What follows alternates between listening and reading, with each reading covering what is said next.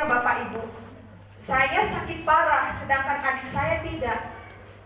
Dan waktu itu tangan kanan saya bengkak yang di sini. Tangan kanan saya hitam dan paru-paru saya bengkak yang sebelah kanan. Itu berbeda kalau paru-paru yang kiri sebelah kiri. Yang sebelah kiri ini normal, yang sebelah kanan besar.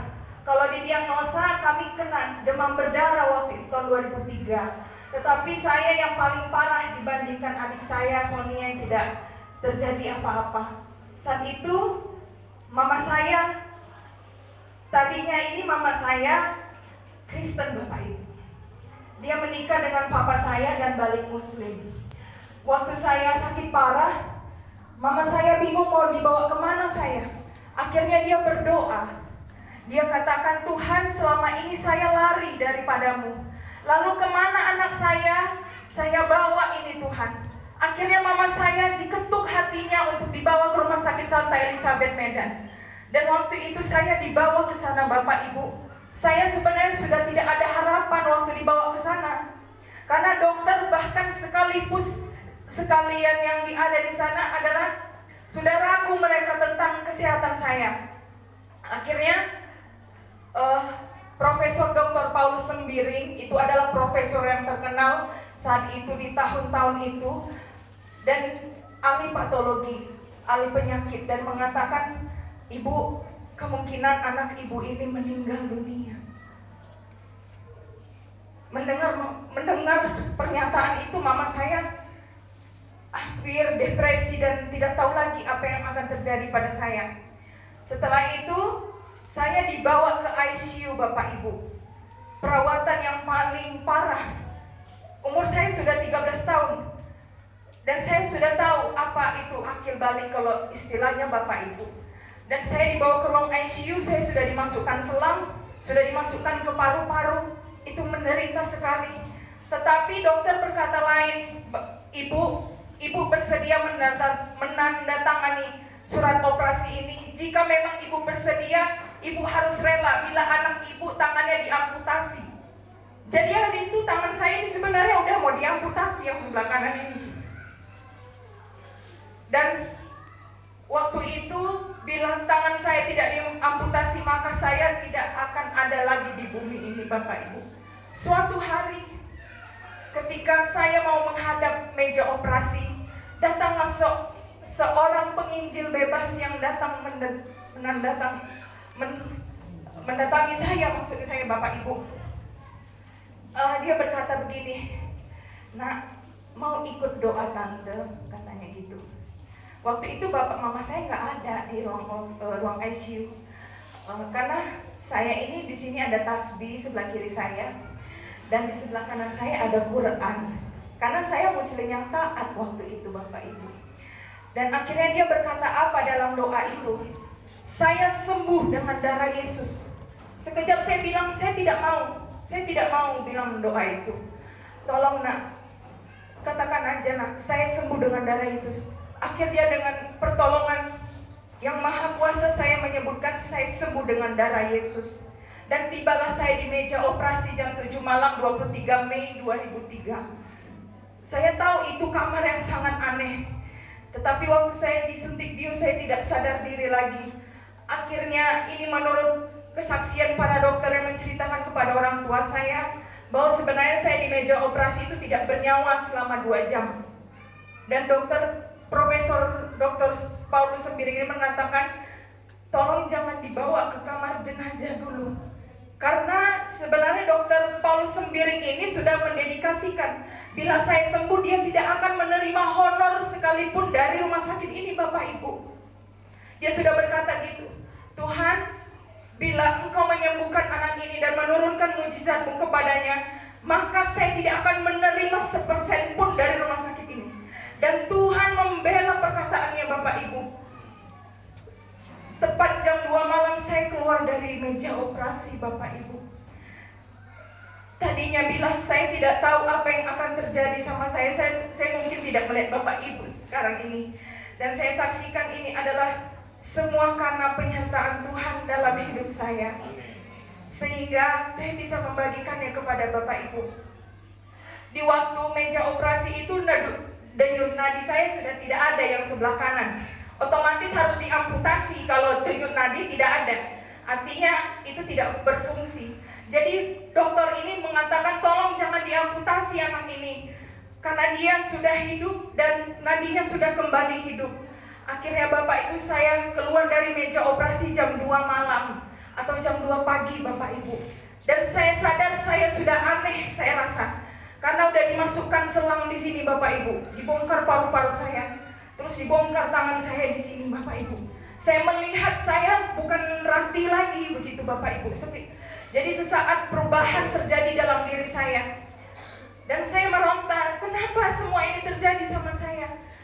Ternyata itu adalah semua cara Tuhan untuk menunjukkan bahwa Yesus yang saya sebut dalam doa 17 tahun yang lalu adalah Yesus yang sekarang ini Bapak Ibu puji, Bapak Ibu sembah, Bapak Ibu dengarkan firman-Nya.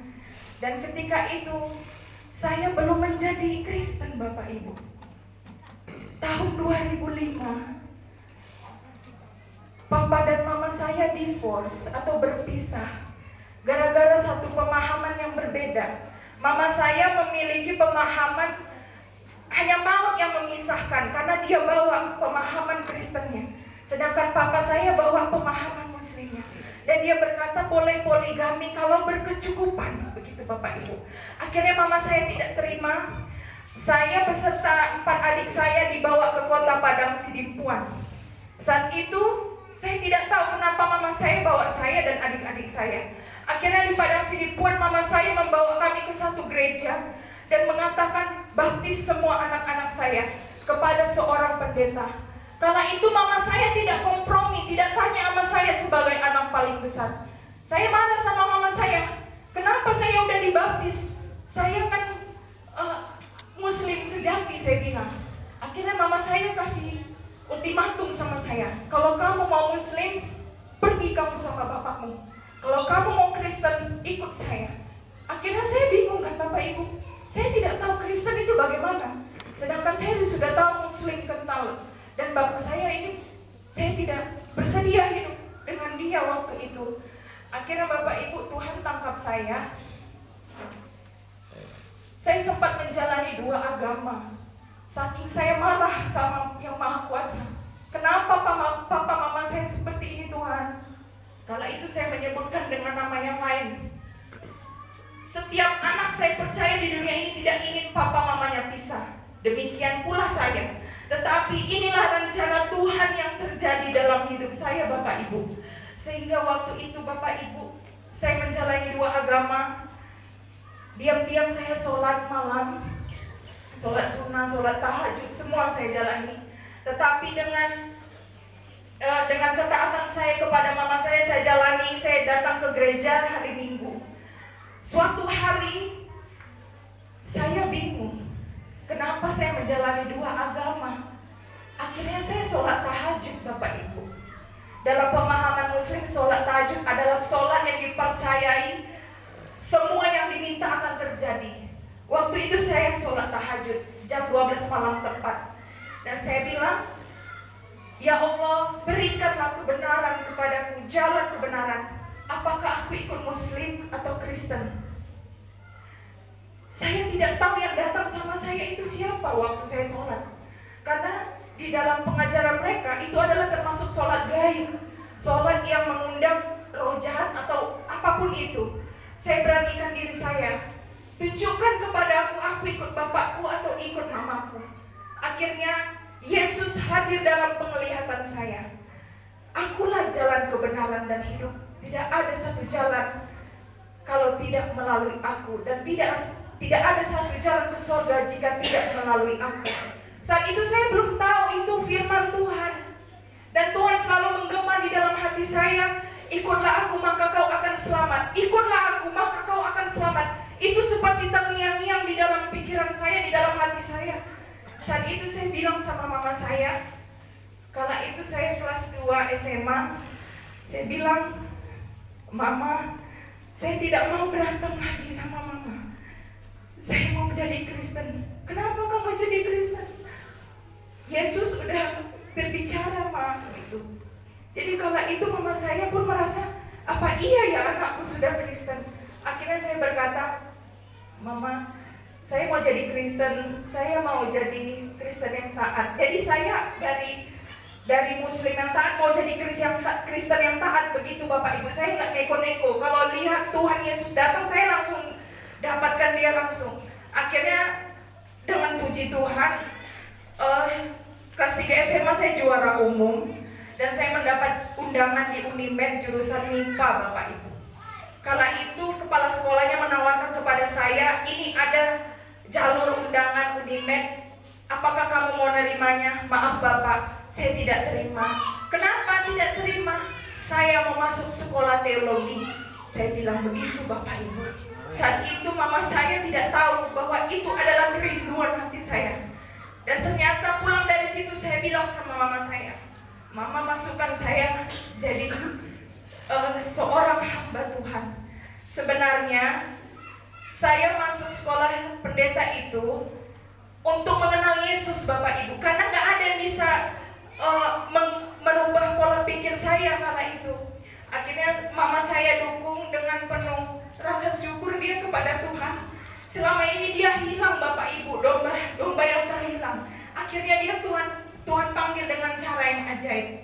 Dan Bapak Ibu, itulah cara Tuhan memanggil saya, sehingga saya waktu itu 2009 masuk ke sekolah teologi Seminari Bethel Jakarta. Itu tanpa rekomendasi siapapun Bapak Ibu. Dengan iman mama saya bawa saya ke Jakarta, dan dia percayakan saya di tempat itu hingga saya sampai hadir di tempat ini. Ini semua sebenarnya karena doa yang pernah saya ucapkan. Tuhan, jika Rati Purwanti yang dulu menghujat Yesus, anti Kristen, anti yang namanya pengajaran Yesus, sekarang Tuhan tangkap dan Tuhan ubah hati saya untuk mencintai firman Tuhan. Bahkan saya dikasihkan hidup saya untuk pelayanan. Hingga 2018 saya menempuh pendidikan dan bekerja di Jakarta. Ada panggilan tersendiri Bapak Ibu dalam pribadi saya. Jika engkau hanya kerja materi di Jakarta, itu tidak ada apa-apanya dengan penebusanku waktu engkau sakit. Akhirnya saya sadar, saya tangkap visi Tuhan. Dan saat itu saya sudah menikah dengan Bapak Pendeta Jendri.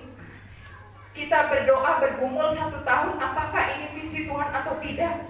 Dan kami memberanikan diri datang ke Medan Bapak Ibu. Bukan karena pemaksaan dari satu gereja, kala itu naungan GBI. Bukan, tetapi karena panggilan saya pribadi dan panggilan Bapak Jendri. Dan akhirnya kami datang ke Medan dengan penuh iman. Dan itulah yang saya sampaikan kepada Bapak Ibu, bahwa tidak ada satupun kekerasan yang tidak bisa dilembutkan Tuhan Bapak Ibu. Tidak ada satupun kebebalan yang tidak bisa diruntuhkan Tuhan. Jika kita sudah melayani Tuhan, saya pesankan kepada Bapak Ibu kita semua, mari kita sama-sama bangun kerajaan Allah di bumi ini. Jangan kita mau diruntuhkan dengan masalah. Dan walaupun demikian saya sekarang ini berdiri, Bapak saya masih Muslim. Bapak saya masih Muslim Bapak Ibu.